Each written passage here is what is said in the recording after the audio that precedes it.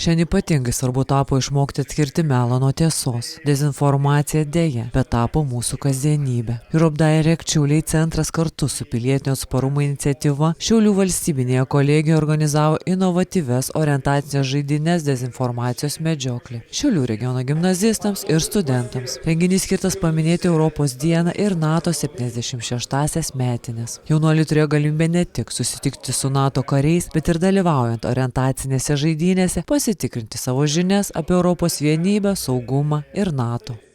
Šiandien mes turime dezinformacijos medžioklę kartu su NATO kariais, kurių tikslas yra iš esmės apimantis keletą esminių dalykų.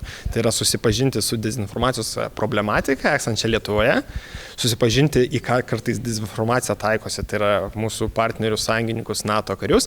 Ir trečias dalykas, tai yra susipažinti su NATO karių veikla Lietuvoje, bei paminėti įvairias datas, tokias kaip NATO buvimo, NATO alijanso 76-asias metinės ir paminėti dar artėjančią Europos dieną. NATO karys Martin teigia, jog jam svarbu pabrėžti, kad šis renginys yra tarptautinė iniciatyva, prie kurios prisideda Olandija. NATO kariams svarbu dalyvauti tokiuose renginiuose, todėl kad jiems patiems dažnai tenka tapti dezinformacijos taikiniais. Todėl jie yra tie, kurie gali paaiškinti dezinformacijos rizikas ir grėsmes visuomeniai, stiprinti atsparumą tokioms grėsmėms.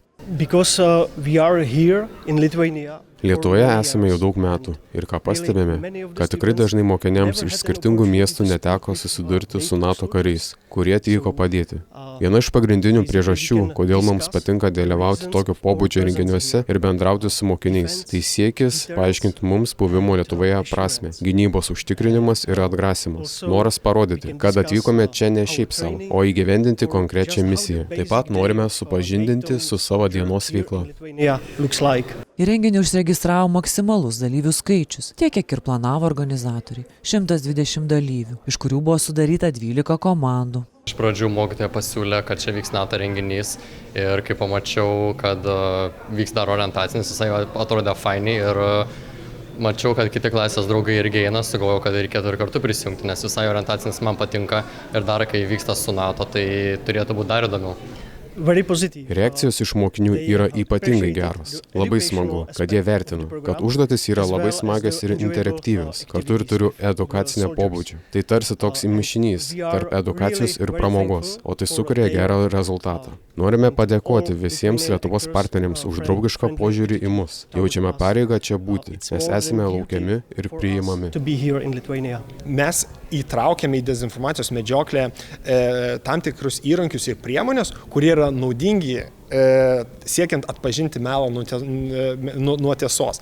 Tai yra, kaip galėčiau teikti pavyzdį, kad, tarkim, pasinaudojant įvairiais metodais galima patikrinti, ar nuotrauka buvo koreguota ar ne, ar jinai yra autentiška. Tai pasinaudojus tokiais metodais, tai tu gali juos pritaikyti ne tik tais savo praktiniam gyvenime, bet dažnai ir tikrinti, ar tokia nuotrauka iš tikrųjų yra susijusi, tarkim, kuri pasirodė, tarkim, su kažkokiu straipsniu ir jau turime įtarimą, kad galbūt ta nuotrauka yra visiškai net nesusijusi su tuo straipsniu. Tai mes galime panaudoti įvairias priemonės, kurios metu per varžybas su tom priemonėm susipažinti ir patikrinti, ar tai melas ar ne melas. Ir tokiu būdu skatiname tą jų gebėjimą tikrinti tiesą nuo netiesos. Linas Kirius pasakoja, kad gyvenant šalia tokių agresyvių kaimynų yra būtina visas amžiaus grupės šviesti apie dezinformaciją. Svarbu būti atspariems dezinformacijai siekiant, kad valstybė išliktų stipri ir nepažeidžiama.